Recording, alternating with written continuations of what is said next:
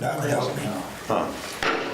I'd like to call the Wisconsin Rapids Waterworks and Lighting Commission meeting to order. Approval, additions, or corrections to the minutes of the following meetings. Regular commission meeting held on May 11th, 2016. I move that we accept those minutes and place them on file. Second. Is there any discussion? If not, all in agreement, please say aye. Aye. Okay, action items. 3.1, training request.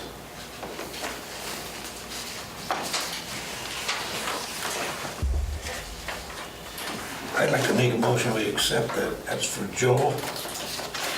I don't know if I'm trained. Nobody deserves it more.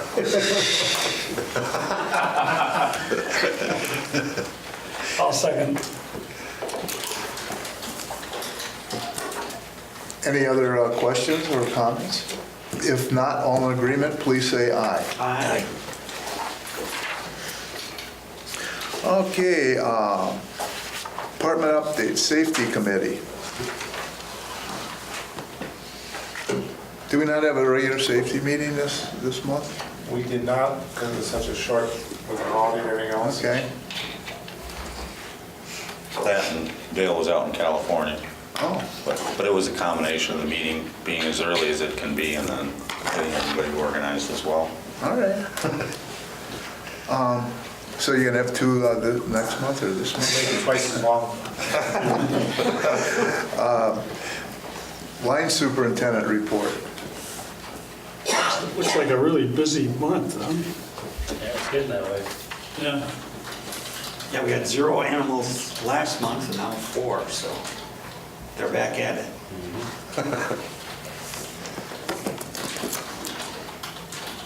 Trees and equipment and animals. What's part power? What is part power? On 120, 240 house service, if you only have one leg, they just have 120 volts on, so usually half okay. the house will be out. Okay. Usually a bad connection.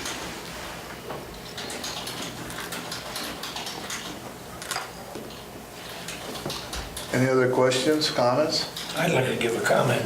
After reading what him and his group has accomplished, I'd like to compliment them. They're doing fantastic.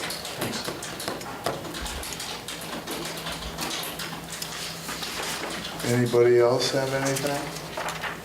If not, water department operations report. I was pleased to see a couple of lead services were replaced. A question along those lines, did you find that the service to the house was okay, or was it all replaced, or is there still an issue for the householder? On some of these, the 7th Street, that one there is still lead on the customer's side. They chose not to do anything with it at this point. A couple other ones, they were already copper on their side, so as we come to them, we advise them that they should change it. So it kind of falls in their lap, so.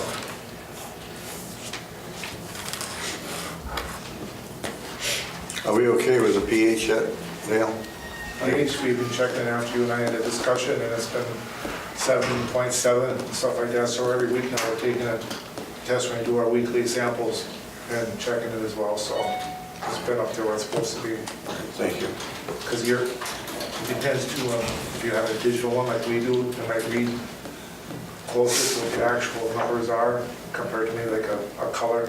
We gotta Right. match the color. No, I understand that that's pretty crude, but I was just wondering. Yeah, we're good right now. So. Thank you for following up on that. What's the normal range on that? We try to keep between 7.5 and 7.7, so it's more on the alkaline side, so less trouble with erosion and so forth. Is that actually on an automatic control? The guys, they monitor it every hour in the filter plant, so it's monitored every hour as we're operating. Manually, though? Manually, right.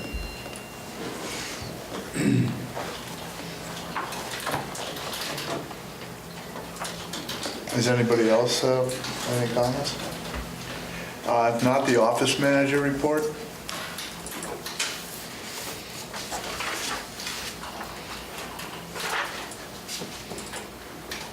Still some good trends. Agreed. What's all involved with the disconnection? So you have 23 disconnections per day. I mean, I'm thinking, I'm probably thinking old fashioned. What's the actual process? Well, a service order gets sent out to the field. It appears on the field tech's phone. They go to the house and disconnect the meter. And what does that mean? I don't know what disconnect the meter means. They put like these plastic sleeves Okay. on them to prevent the connection. They actually pull the meter, put the plastic Put the sleeves on the sleeves back. on. and put Pull the meter, back okay. in. Oh, okay. So then when people are reconnecting them, how are they actually doing that? They're taking the meter off and taking the sleeves off and reconnecting themselves. Yeah, and cutting our steel to take the meter out. We have been installing more and more as we go. Remote disconnect, we have the capability from our suppliers to buy remote disconnects from the office. So people who have been habitually late payers, we pretty much got a lot of those changed out already, and as we go, as meters fail and what have you, we're putting them in pretty much everywhere now, aren't we, Todd? Yeah. Yeah, it makes it a lot harder too then for the customer to reconnect themselves because there is no plastic sleeves anymore. You just turn the meter contact open or closed inside the meter Remotely? remotely. Yeah.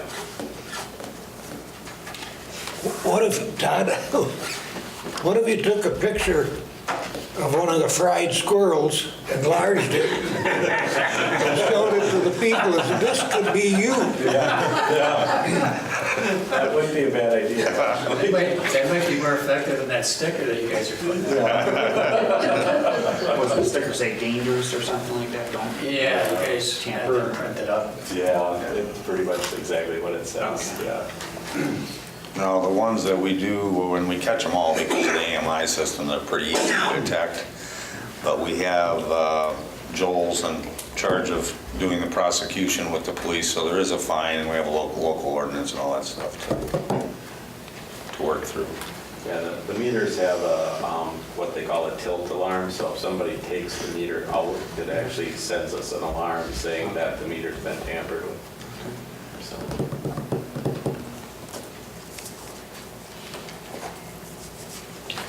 Are these homeowners that are doing this, or are they pretty much rental people? Some of both, it's primarily tenants, so. Tenants?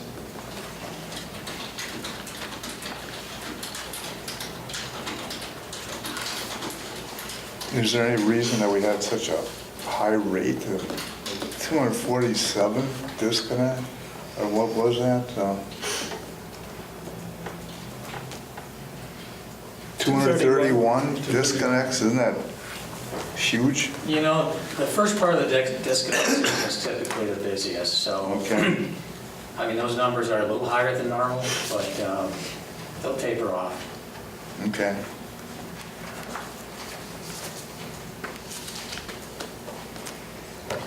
Any other comments?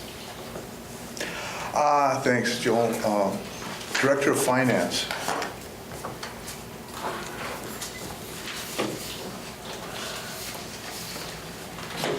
I had some questions once we get to the financial reports, but not here.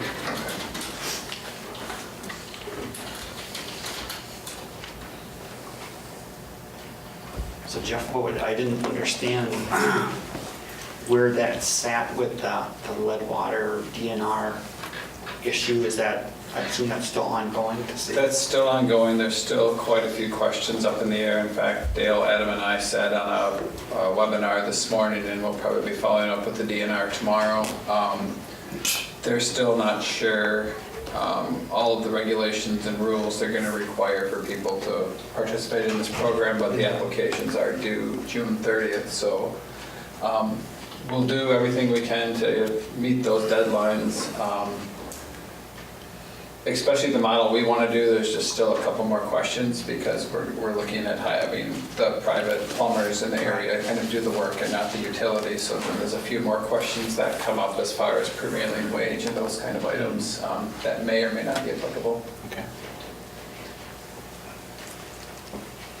The one thing we did learn though, we kind of knew, but they enforced it today, was if a customer decides to switch out their service from the curb stop to the house, then we are required to change it to the main, to the curb stop also. So we kind of figured that was the case, but they enforced that today. And it says DNR is making funds available. Any idea, the size, the magnitude of the issue, and then what the funding? The funding for the current fiscal year, I think, is about $15 million for the state. And then depending on the size of the municipality, you can get funding. Wisconsin Rapids, I believe, is up to $300,000, which we could be eligible for. The same amount of funding would be available in 2017 also. We have no idea as far as the demand or the need in the area. But I would think or hope that, in those situations where if there was some type of a program that would get more willing to take the remedial action. That's what we're hoping. Yeah. Because if we're able to give them an incentive, pay for half of it, or 2/3 of it, then they might. Right. Depends on how many services you have and so forth, so. Thank you. Jeff, one of your statements in the financial reports, we've purchased less power in each month of the preceding years. Do you expect that to turn around? And when you look at the other reports, is this a low point? Or is this everything you see, energy efficiency is definitely, taking a hit across the country, that there's less power being purchased. May, we just got the power bill this morning, we're up a tick from last year, but I think it's just a trend nationally. That and the weather's been really mild this year, both the winter and so far through the cooling season. So the power bill's up because we have purchased more power, is that what you're? We purchased more power in May of 2016 versus 15. It was a little bit warmer. So yeah, we'll just see what the summer brings. Isn't this kind of a dilemma if, we're having all this efficiency using less electricity, but of course we have to keep the utility going with less income coming in? We're pretty much close to budget. What we budgeted is for sales and for revenue, and We budgeted for a slight decline in this year, so short term we're okay. Now long term, we're not the only ones dealing with this. This is a bigger issue as far as just less power being used. Well, maybe we'll have a 90-degree June. Saturday. Yeah. but I don't see any immediate concerns or long term. If our customers are being more efficient, then there's more money to go around the community, and hopefully we'll get some development. But I don't see it as anything to worry about. Our rate of return is still decent and will be decent for the next couple of years, so it's not an issue that way. Anybody else have any other questions? If not, the Information Systems Administrator.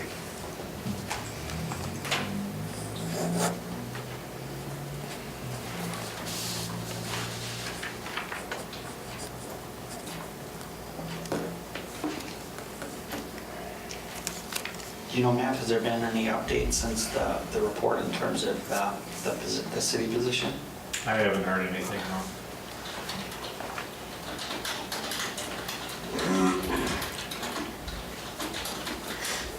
So you're getting equipment in as we speak, or is all the equipment here for you? Yeah, we're only missing one piece.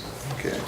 And then next month you feel that phase 2 and 3, I don't know, remember what that is, that you're going to come back?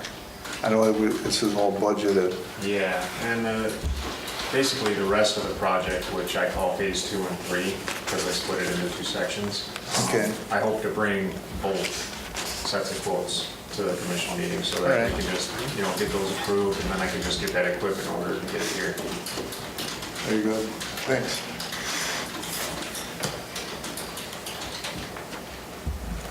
Anybody have any other questions?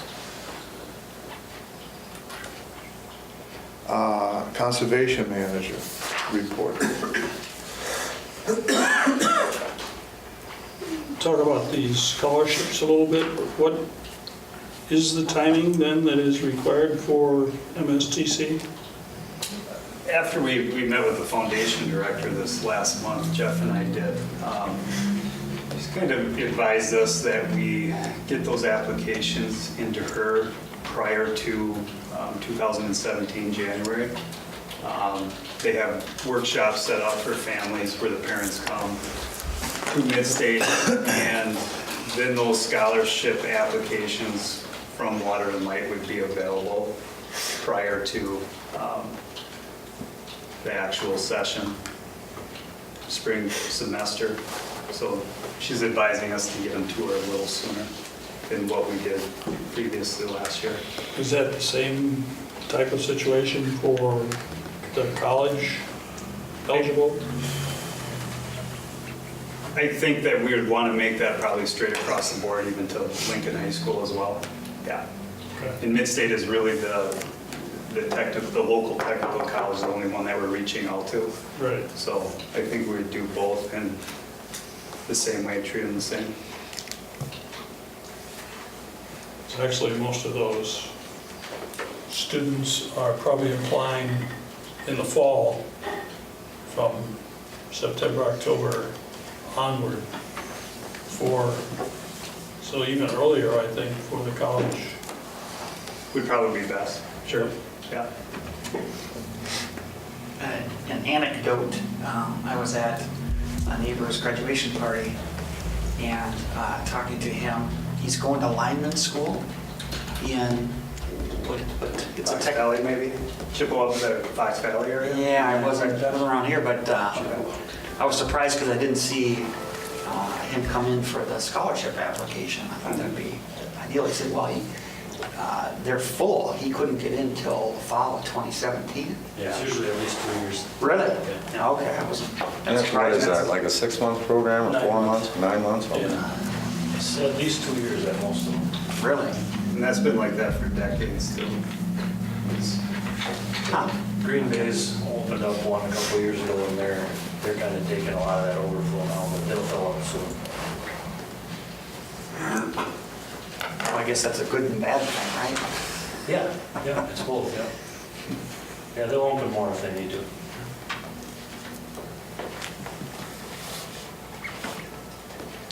I guess I don't understand when you're talking about the MSTC met with the foundation director. Is that about our scholarships?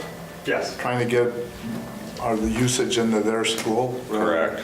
Yes, Okay. because this year we didn't receive any applicants from Mid-State Technical College, to our surprise. So Oh, because we were emphasizing high schools, weren't we? Trying to get, both. okay. We reached out to Mid-State and Assumption, Lincoln High School, and Yeah. River City as well. Okay. That's always been a problem, it seems, that maybe everybody's a little, I know you're trying to bring it to the forefront where the schools are thinking of, having their students fill out application forms for us. And the other thing, the LHS reality check update. Could you tell me what that's about? What that actually is it prepares students, it's an actual live simulation that they hold in the gymnasium. Previous years, they hold it usually twice a year. And it gives kids a budget, and it's done according to their grades. They get a certain amount of credits in dollar amounts to purchase, say, homes, rent. So you have local realtors that are there. We have the utility, you have the telephone companies, cell companies, and it shows them how to prepare for a budget for when they get out into the real world, how they can budget their money is what it is, and we all assist local businesses. So local businesses participate in the financing of this, is that what you're saying? Yes. Okay. Well, I'm the grocer. So as these kids, as you're saying, some are assigned, okay, I want to be a cosmetologist, so, okay, here's what you're going to be making, right? And then they go around and they learn what insurance costs, what utilities cost, what housing costs, childcare costs. And a lot of them come to the realization that cosmetologist may not be, enough to get by on. So that's really the kids get an understanding of what real life, how expensive real life is. So, and a lot of community members help, a lot of the banks do the banking position or utilities, or there's even a policeman that wanders around and arrests people or whatever. So it's really good to see the feedback from the kids. For a lot of those kids, it's the first time they've ever gotten an inkling of what life really costs. Oh, okay. And then when they went to Lincoln went to the trimester system, which changed how they normally did the reality check program. So to kind of redo that, Eric Seiler put in, and we encouraged, did a letter of support too for that, and they received that. They got the $10,000 grant. So and the more financial literacy, for kids, the better. It's a really good program. And we just recently, about a month ago, we had a meeting to try to think of ways to make it better. And one of the things that was kind of stated by I think a local banker was that possibly the freshman, sophomore class could come into this and incorporate 3 years before they were graduating seniors, that they would go through the reality check prior and then at their senior year, so they would have a better understanding and have a time period during high school to give it a lot more thought of finances, give them time to talk to, teachers, their parents about the financial literacy side of things. So I think that's one change that they are making. That's where that grant's going to help out to have a few more sessions for the earlier high school students to go through it. So I think that's a good thing that they're doing there. Okay, thanks. Anybody else have a question, comment? I got one comment. Did you purposely flip those initials? I'm working on this iPad and I'm getting things. I actually changed it on here. I noticed it myself today. Oh. AHS and Lincoln High School. I looked at that. What are you doing? Yeah. Well, who's No, that was a typo. Who's SWS Ventures? I'm not familiar with that. That's the SWS. Under their account contacts, after Fern Motel. Oh, I would have to look that up to see what that is. It's in the industrial park. Okay. In fact, I contacted them. Not quite sure what they are doing there. Okay. No, I do not know. Okay. I don't even. I can find out for you though. In fact, that question was raised. But they're using electricity, right? Yes, yes.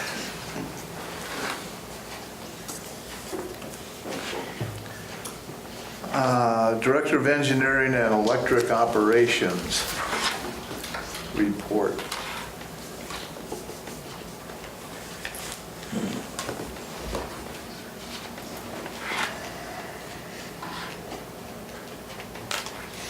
I just want to comment that I was in Blueprints program with Todd, and Todd, along with the city group, did an excellent job on their project and their presentation on May 17th. It was very well received by a panel of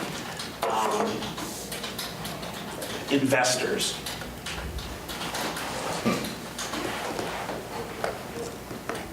So you're going to start a business?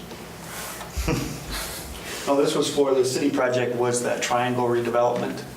So, and each of the groups had a different project. So the 17th was the opportunity after the 9 months program to present that project proposal to actual organizations that have money to invest. And so the city presentation went very well.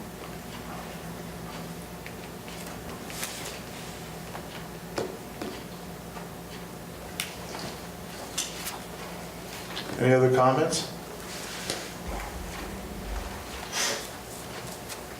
Todd, your comment on the PLC upgrade, I'm always happy when I see that we do so much in-house.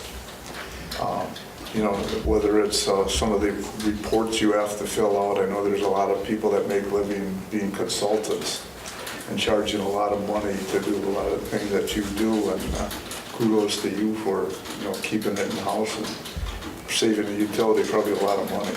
Yeah, Moses did a nice job. And all your staff, of course. Yeah. Thank you. Because in-house is a lot better than out-house. Just saying. Now you can put the pH on automatic control too. You can do it, but it's working so good right now. All the feed pumps are automated, but a lot of the testing that we do is manual. All the chemical feeds and all that are now automated. But We, when we went to all the liquid chemicals, the caustic and the polymer and such, we thought that the operator would have to adjust it all day long, as the flows changed. And what we found is we can pretty much set it at one spot, and it does pretty well at that one spot. So to go through all the work and then trying to automate something that pretty much stays constant all day didn't make a lot of sense unless you get to a point where you don't want an operator anymore. So.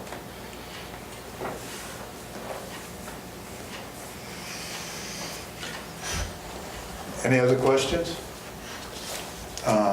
If not, the general manager's report.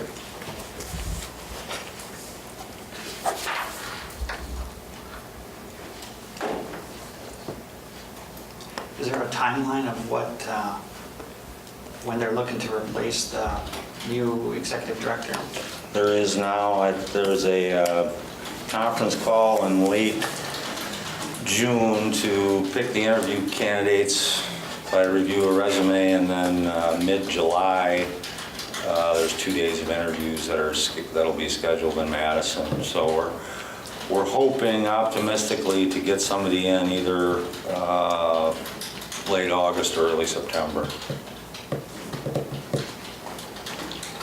Is Escanaba planning to join Glue? They already are a Glue member, but they're not, right now Glue's providing MISO services to them for the generation they own up there, but they aren't participating in the power supply group or buying power. So that was what the meeting was about, to try to get them more interested in that. So we've recently had them added to a Glue RFP to include, what the pricing would be for them up at their node. And that since has been sent to them earlier this week. So we're kind of waiting to hear what they say. Well, how does that benefit the rest of us? It's just that when you buy more power, the more people, it brings all our rates down? Or? Correct. Right now, still we're roughly, we're 65% yet in long-term deals. This is the power supply group. The West members we're buying power for them all individually, but the Glue power supply group, we're still, the East group, we're about 65% in those long-term contracts. Mm-hmm. Then the other, we're buying on the market. So we lump all that load together with the West, and then we're trying to get Escanaba involved, and then the more you have and the flatter it is, the better price we get. Okay. That's the point. Challenges in the downtown area of Wisconsin Rapids? Is there technological or social? I think the Encourage Foundation roundabout way found out that we were having right-of-wish issue disagreements with the, what is their group called? The foundation, It's a different name than the main name, but it's ultimately the Mead-Whittier Foundation. Right, the Mead-Whittier Foundation, so. Muppet? Yeah, that's what it was. Yeah. So, but we knew we had prescriptive easement rights to be there and everything else, so we tried to be nice with them and work with them on a different location and whatever, and it just got all kinds of crazy, so we decided to go back to the original plan, and she probably isn't too happy with it, but, and then we talked about So they're mutual not- interest downtown. Not necessarily technological challenges. No. And then they talked about some of their challenges with the same group, and then we just talked about mutual projects and things that we might be able to work on in the future. So it was a good meeting.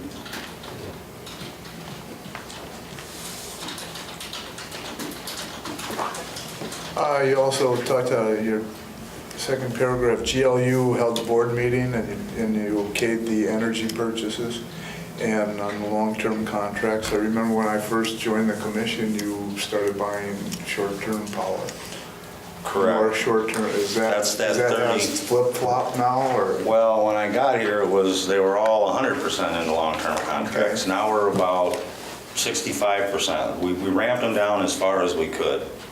So all that savings we've been seeing is that additional stuff we've been buying on the market. And some of it's short-term, day-ahead purchases from the MISO, and then some of it's a fixed 1 or 2 year type deal with other energy suppliers. So yeah, I mean, it is, GLU hasn't had a price increase now for 4 or 5 years now almost because of those changes. Who administrates their purchase portfolio for the power? Is that out of Manitowoc? They have people that are buying like 1 and 2 day short-term? Correct. They demands? handle all the MISO communication and communication with the vendors. Okay. If it's a big enough deal, then we'll typically hold a board meeting or a conference call to get consent and approval as far as the buy-in. Right. But if it's just normal day-to-day stuff, then Manitowoc handles it. Okay. Long-term pricing indications, what's the current forecast? All depends on what happens with the Obama's Clean Air Act. I mean, right now, if it, there are certain pockets of the country where there's a lack of capacity, but energy is still available in all markets, and it's forecasted to stay about the same price it is now with all the fracking and everything else that's going on. So the only thing that would change that would be, having to reduce our carbon footprint by 30% in Wisconsin. That'll definitely affect the prices. And is that in the court system now, or where It is at the Supreme Court. The 8-member Supreme Court? Correct. And it's looking better for Obama since one of them passed away here several months ago. You also talked about the PSCW. What is that, PSCW? Public Service Commission of Okay, Wisconsin. I'm sorry. Yeah. Renewable Energy Portfolio Report. Now, that's pretty much, that's not a positive, isn't it?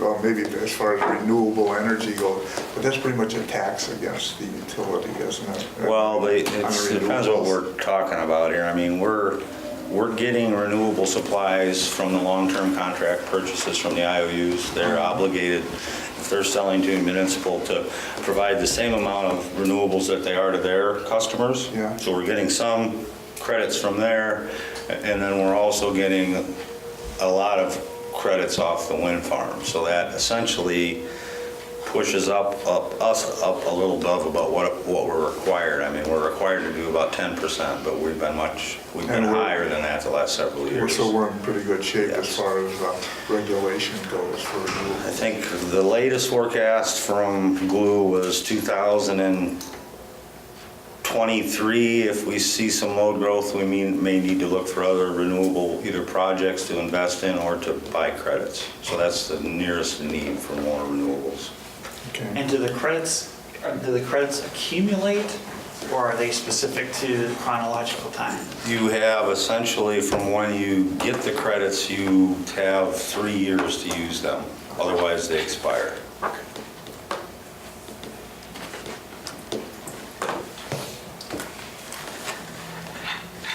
I'd like to make a comment? Sorry. Go ahead. I was at the MEU conference last week, and one day they had 6 people from the public service there. They gave a talk and they answered questions. And I guess I myself am more aware of who's running who. You sit there and you listen to people, and there's things that I hear here, and then they say other things, and it was an eye-opener for me. So I want you to know that one day was not wasted. The Public Service Commission had some of their key staff at the MUW meeting this year, which was good. It was a good exchange. It got a little testy at points between the munis and the staff on various issues. But I thought it was good to air everybody's concerns and kind of what stuff we go through on rate cases and what they're dealing with from the politics from the commission down to staff level, because they don't necessarily agree with what the commissioners are espousing either. So it was a good exchange. And we'll probably do it every few years now, just to kind of give everybody the opportunity to vent, them and us. So. May let you know where IOU stand too. Yeah.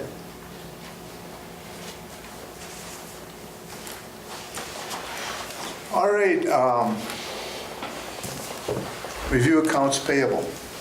Before you get to that, Okay. in the financials, tax expense up, pretty substantial. That's due to our capital. That is due to our capital. The majority of that is pilot payments. Anything beyond pilot payments? Social Security ends up in there, but again, the majority of it's going to be. Oh, okay.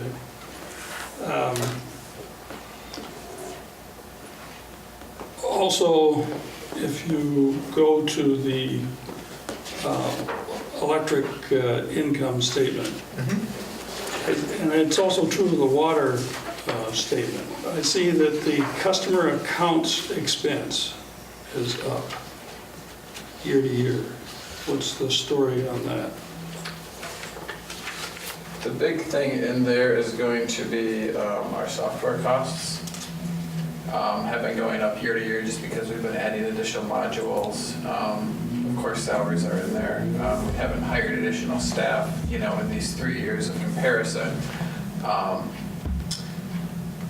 And the other part of it could just be timing of when bills are coming in. I mean, these are interim statements, so if we're getting, things month to month, 1 month in May, we might have gotten 2 of a recurring bill where we only had the 1 in the previous year.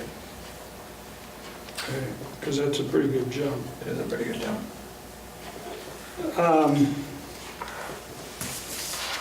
And then the other thing I think should turn out to be a compliment. It looks like interest and dividend income is up. It is up, things are turning around a little bit. As you can see from the cash flow statement, I mean, they're still small gains, but, LGIP has gone up, and then our investment at River Cities Bank is definitely paying a lot more. So things are going up a little bit. We are getting some dividend income from our credit cards that we use. We get a little bit of rebate from them also that feeds into the bottom line here too. Those are my comments. Thank you. I like the new, I'm a graph person, so I like the new graph displays. Thank you.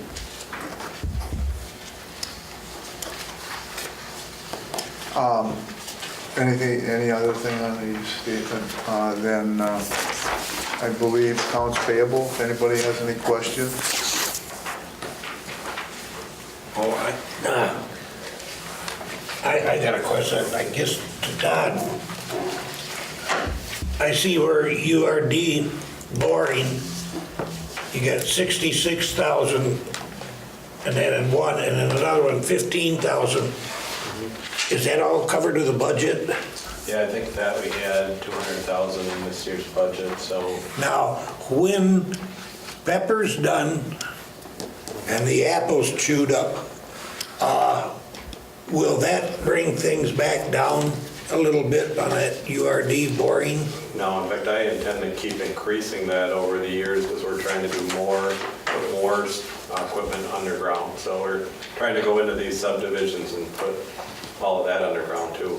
And like this year, we bored over by Airport and I think it's 3rd, 4th, and 5th Street to prep that for the winter, to give us work in the winter to be putting that underground. So we continue to keep doing more and more underground. So you are, in the back of your mind, thinking possibly of having our own machinery? You know, we went back and forth with that a lot, and the liability of us having one and hitting something maybe, you know, is a higher weight than having it ourselves. So right now, we've got a really good underground contractor that we're real happy with. So right now, I think we're happy with where we're at. It was a combination of the risk involved in our guys doing it and the price of the machine. We just, when we got a little sticker shock when we saw it too. And the, you know, the staff that we have, we're already over putting in more work than we probably have for staff. So if we start doing our own boring now, we're going to be even shorter still. So. Well, I know that for a fact that I'll never forget the day that I was in Waukesha and I was running the machine for direct boring. The guy in the telephone company come up and he says, now dip down 2 inches and touch anything. He says, don't even pick up your dinner bucket. Get gone. You're done. It was something like $200,000 a minute is what we would have to pay. Wow. So there's a liability there. As a reminder, our worthy chairman will not be at the July meeting, so that means, Joe, you're going to have to brush up on Robert's Rules of Orders to run our meeting in July. I might not be here. Well, give me a heads up if you're not, because then nobody else can't be, because then we won't have a quorum. Or we'll move the date.